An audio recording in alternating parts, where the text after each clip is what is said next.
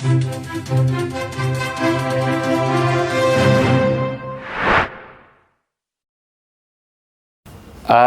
बच्चों को हम कुछ इम्पोर्टेंट ऐसा ट्रिक बताने जा रहे हैं जिससे आप अपने बोर्ड के एग्ज़ाम में मार्क्स बढ़ा सकेंगे। ये कुछ टिप्स हैं, इनको सीख लीजिए। 17 तारीख को आप लोगों का बोर्ड का एग्ज़ाम है, मैथ का पहला है, तो इस पर ध्यान दीजिएगा। सबसे पहला चीज़ क्या है कि स्कोर अच्छा करने का कुछ स्ट्रेटजी होता है ना।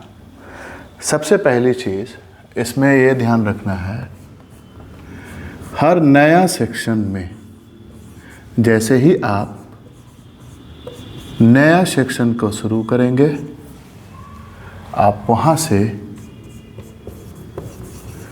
नया पेज ले लेंगे, यानी आपको पेज बदल लेना है। अगर नया सेक्शन शुरू कर रहे हैं तो एक चीज़, जैसे ए सेक्शन के बाद बी सेक्शन आता है ना। अब अगर एक पेज पे ए सेक्शन का एंड हो रहा है और नीचे में जगह खाली है, तो हम वहाँ पर से बी सेक्शन स्टार्ट नहीं करेंगे, पेज को पलटेंगे। लेकिन पेज को पलटने से पहले हम यहाँ पर लिख देंगे PTO, यानी प्लीज टर्न ओवर।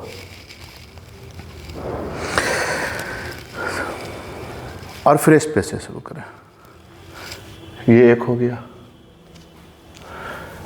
दूसरा पॉइंट है इसमें, हेडिंग को क्लियर रखें।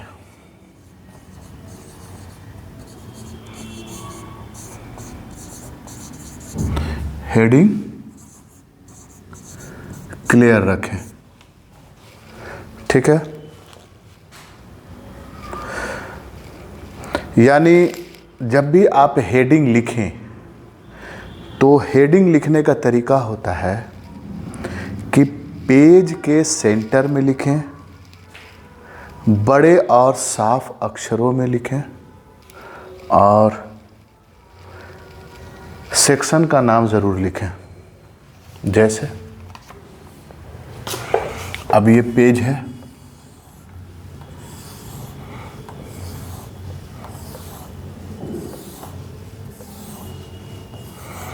ठीक है, ये इधर मार्जिन रहता है, इधर मार्जिन रहता है। तो हमने कहा कि हेडिंग आपको क्लियर लिखना है, तो हेडिंग क्लियर लिखने के लिए हेडिंग आप यहाँ से शुरुआत नहीं करें। ज़्यादा अच्छा रहेगा कि आप हेडिंग को जो है बीच में लिखें और इसके साथ आप सेक्शन भी लिख सकते हैं, ठीक है। और अगर इस तरीके से सेक्शन आपको नहीं लिखना है तो आप यहाँ पर सेक्शन ए इस तरीके से। तो ये हेडिंग हमेशा आप बीच में रखें और इसको कोशिश करें कि अंडरलाइन कर दें। ये दूसरी चीज़ हो गई, ठीक है। आप दूसरी, अब इसी में कहते हैं कि अंडरलाइन ज़रूर कर दें, है ना, ठीक है। अब कहता है, तीसरी बात है इसमें कि सही सीक्वेंस में लिखें, यानी ऑर्डर को मेंटेन करने की कोशिश करें। कई बार ऐसा भी होता है कि क्वेश्चन 3 आपने कर लिया, क्वेश्चन 4 नहीं आ रहा है आपको, तो उसका एक तरीका है, बताते हैं।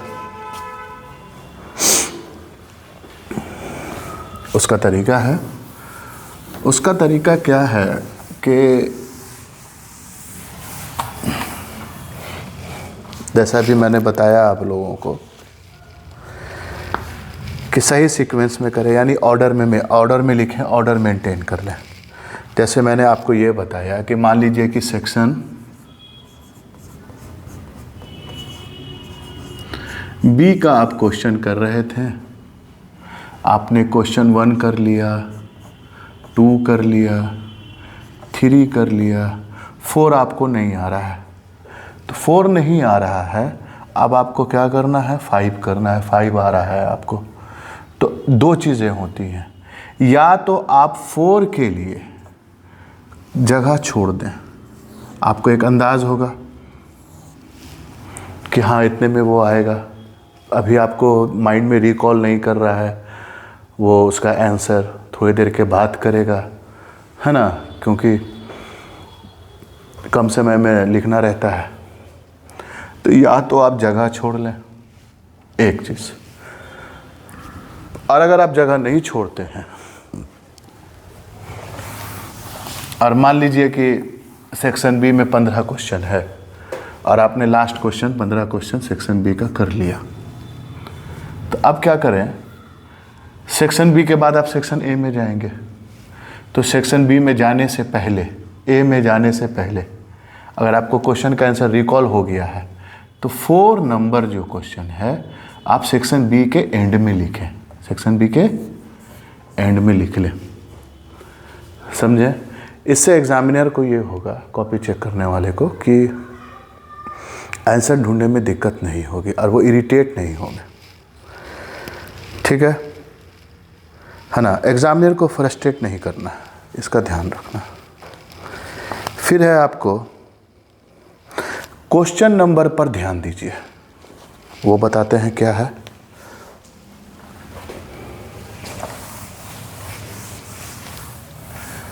क्वेश्चन नंबर पे ध्यान देने के लिए जैसे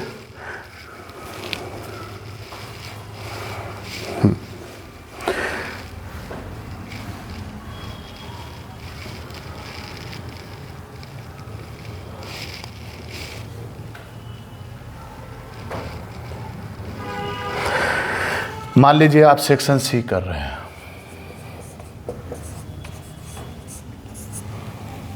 ठीक है। तो इसमें हमने बताया है कि सेक्शन सी अगर आप पहले कर रहे हैं, है ना, ठीक है, तो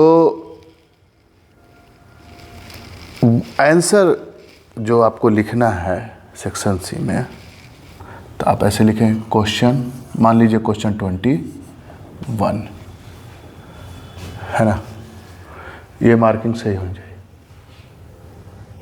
अगर ये सेक्शन सी की जगह सेक्शन बी हो गया और ये क्वेश्चन नंबर 21 रहा, तो सेक्शन का भी ध्यान देना है, सेक्शन का भी ध्यान रखना है और क्वेश्चन का मार्किंग भी ध्यान रखना है कि अगर हम सेक्शन सी का 21 कर रहे हैं तो सेक्शन सी में ही होना चाहिए 21 उसका।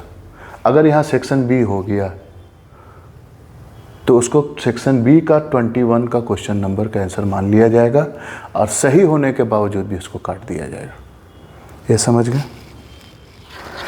अब आ गया है इसमें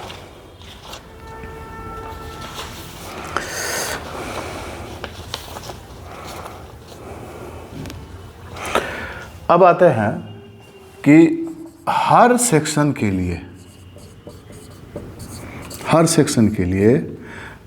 आप टाइम फिक्स कर लीजिए, अपने माइंड में टाइम फिक्स कीजिए।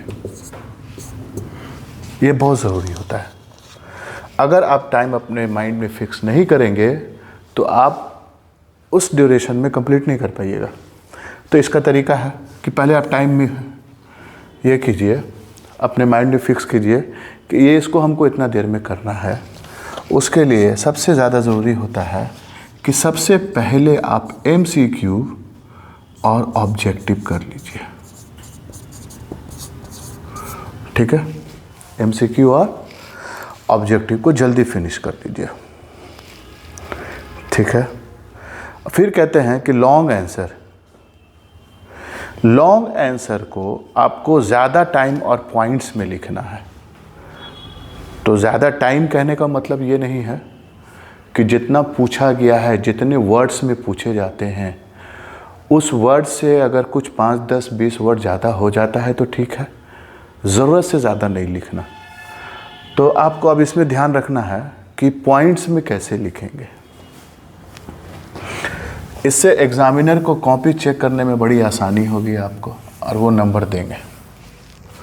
तो आप क्या करेंगे, जैसे मान लीजिए कि कोई क्वेश्चन का आप आंसर लिख रहे हैं, है ना, आपको पता है, जैसे मान लीजिए अभी हमने बताया था क्वेश्चन नंबर 21। मान लीजिए क्वेश्चन नंबर 21 में क्वेश्चन पूछ लिया है लाइट फेज या डार्क फेज के बारे में। तो अब आप जो लिखेंगे, तो इसका जो आंसर आप करेंगे उसको पॉइंट्स में करने की कोशिश कीजिएगा। अब पॉइंट्स में कैसे किया जाता है इसको समझ लीजिए। जैसे आप लिखिएगा लाइट फेज, है ना, light phase photo synthesis occur in grana, है ना, ठीक है,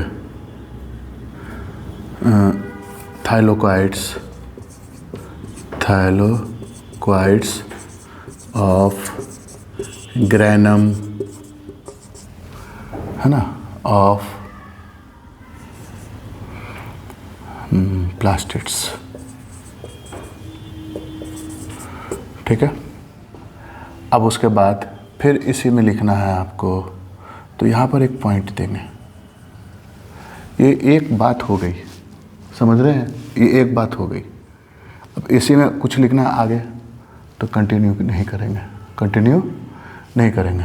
जैसे आप समझ लीजिए, अब लिख दिया हमने हाइड्रोलाइसिस, उसके बारे में लिखा, ठीक है ना।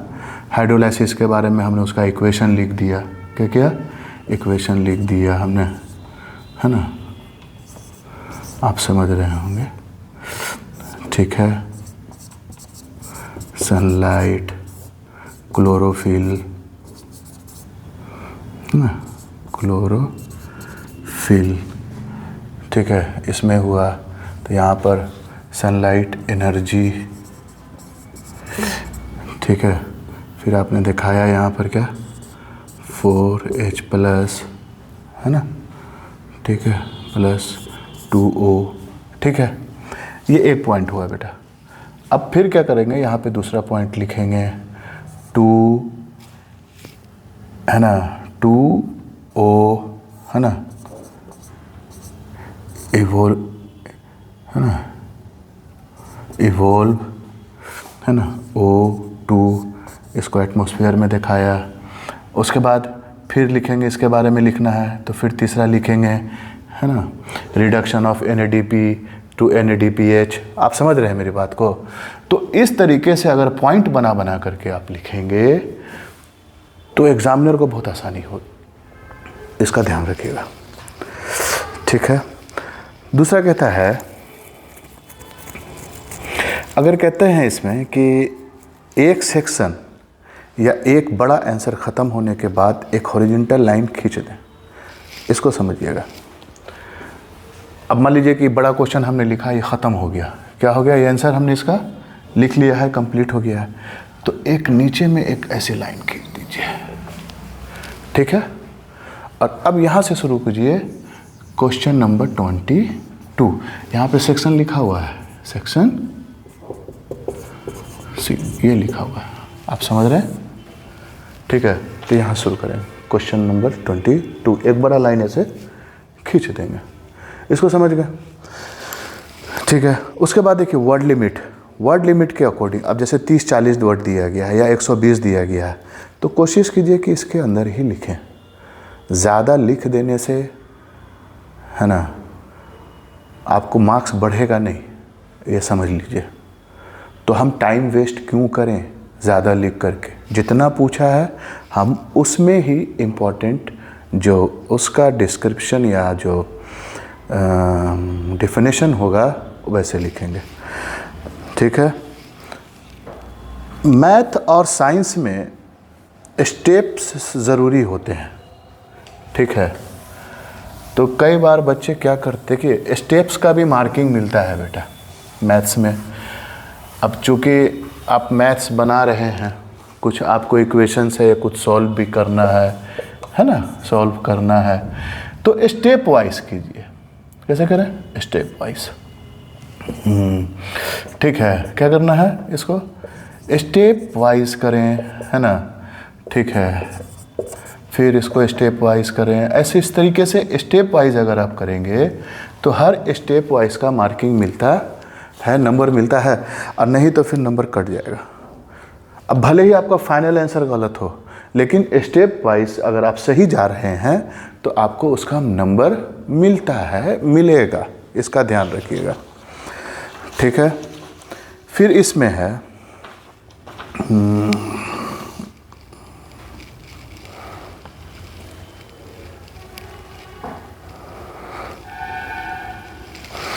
अब आपको जब पेज मिलेगी तो है, तो इसमें बहुत सारी चीज़ बताने के लिए, लेकिन हम ज़्यादा टाइम नहीं लेना चाहते हैं आप लोग का। कुछ कुछ चीज़ बता दे रहे हैं। जैसे मैथ्स में ही आप समझ लीजिए, ये है आपका पेज। ठीक है। पेज इस तरीके से आप देखिए इसको।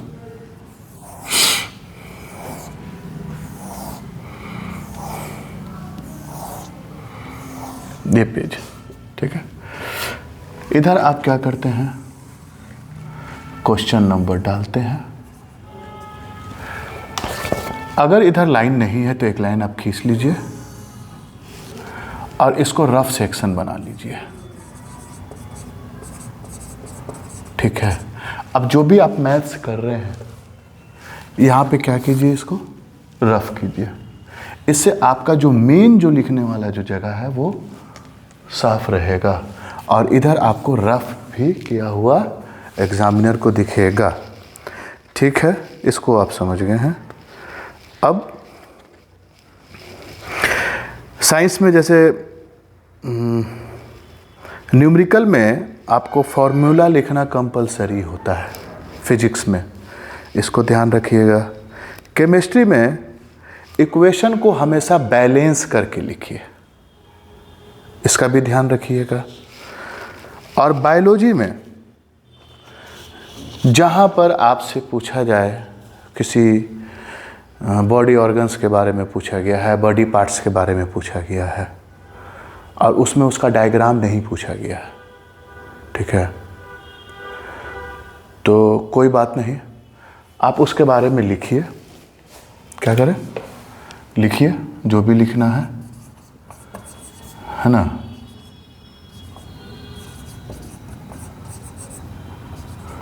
पॉइंट दे दे करके आप जो आंसर हमने बताया है कि पॉइंट दे दे करके लिखने के लिए, आप इसी में क्या कीजिए कि दाहिने तरफ में एक छोटा सा उसका डायग्राम बना दीजिए। समझ रहे हैं? नहीं पूछा है तब भी एक छोटा सा डायग्राम बना दीजिए। और डायग्राम में हमेशा एक चीज़ याद रखिएगा कि अगर आप लेवलिंग कीजिए तो हमेशा दाएं तरफ कीजिए। किधर करें? कोशिश कीजिए कि दाएं तरफ करें, है ना। और कहीं पे अगर डायग्राम आपसे पूछा गया, डायग्राम पूछा गया है और उसको लेबलिंग करने के बारे में बोला गया है, तो वहाँ पर आप क्या करें कि डायग्राम को हमेशा बीच में बनाएं और उसको दाहिने तरफ लेबलिंग करने की कोशिश करें। अगर डायग्राम जो कॉम्प्लेक्स है, जैसे हार्ट का है, नेफ्रॉन का है, तो आप दोनों तरफ लेबलिंग उसको लेबल्ड कर सकते हैं। लेकिन डायग्राम, अगर सिर्फ डायग्राम पूछा गया है और उसके बारे में, तो उसको डायग्राम को बीच में बनाएं। लेकिन अगर किसी मान लीजिए अमीबा के बारे में पूछ रहा है बताने के लिए, तो अमीबा के बारे में आप बताइए और उसमें डायग्राम नहीं पूछा है, तो एक छोटा सा अमीबा का डायग्राम आप दाहिने तरफ में बना दीजिए। इससे एग्जामिनर आपको खुश होता है, उसको अच्छा लगता है और आपको मार्किंग मिलेगी, उससे मार्क्स मिलेंगे। ठीक है। अब इसमें ये सब तो हमने आपको बता दिया है। अब मैप वर्क कैसे करें, मैप वर्क, इसको मिटा देते हैं।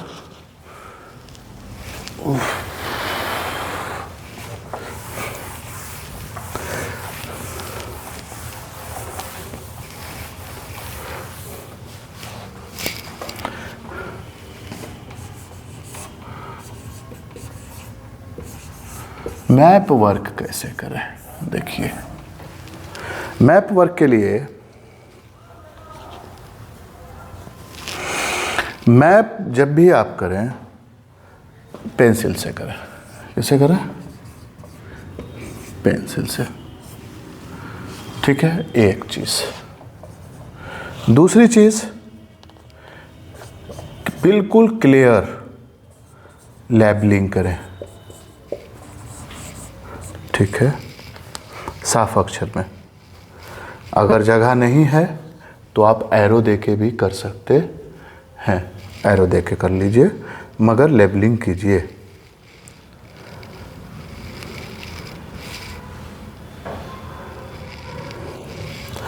अब एक चीज़ समझिए, अगर आप इंडेक्सिंग करते हैं, जैसे मान लीजिए कि ये इंडिया के मैप में पूछा गया आयरन ओर कहाँ कहाँ पर है। ठीक है, आयरन ओर के बारे में पूछा गया, तो आपने बताया कि आयरन ओर जो है ये छोटा नागपुर प्लेट्यूज़ में है। इस तरीके से बता रहे हैं, एक त्रिकोण जैसा बना करके, आप समझ रहे हैं? ठीक है ना? तो इसमें आप क्या कीजिए, मान लीजिए आयरन ओर के बारे में पूछा गया है, कोल के बारे में पूछा गया, और आप कोल इस तरीके से बता रहे हैं, कोल आपने इस तरीके से बताया, समझ रहे हैं, छोटा नागपुर प्लेट्यूज़ में। तो आप एक काम कीजिए कि एक बॉक्स बनाइए, नीचे में बॉक्स बनाइए, और इसमें ये ट्रायंगल बना करके यहाँ पे लिख दीजिए आयरन ओर। ठीक है ना? और इसमें लिख दीजिए कोल। आप समझ गए होंगे इस चीज़ को। तो ये मैप करने का स्ट्रेटजी है, समझे? क्लियर लेबलिंग करिए, पेंसिल से बनाइए और इस तरीके से समझा दीजिए। ठीक है,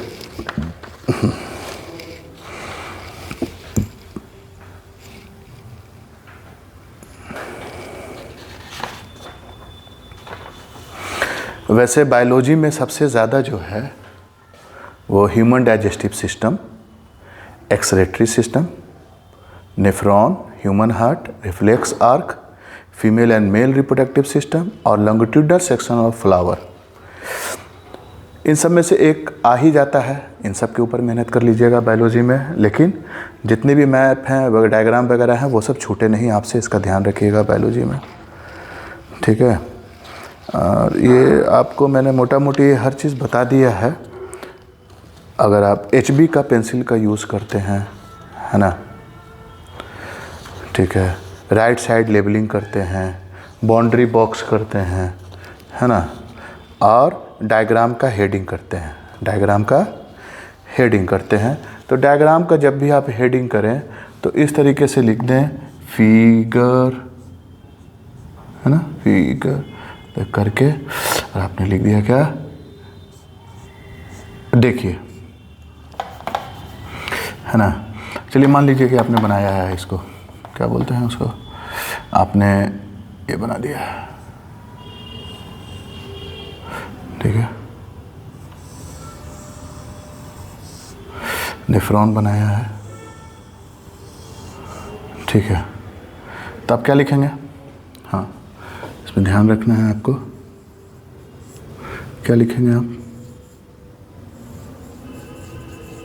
मान लीजिए आपने नेफ्रॉन का बना दिया, ठीक है, तो आप क्या लिखेंगे? फिगर। अब ऐसे लिखेंगे इसको NEPHRON, ब्लॉक लेटर में, सीधा लिखना है, हम तो तिरछा लिख दिया है। अब फिर इसको ऐसे अंडरलाइन करना है। ठीक है, कॉपी देखिए। और दूसरी चीज़,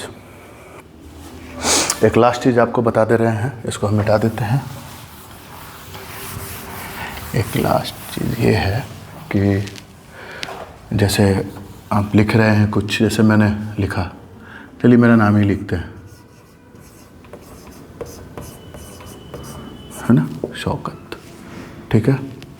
तो एक वर्ड और दूसरे वर्ड के बीच में एक स्टैंडर्ड डिस्टेंस दें।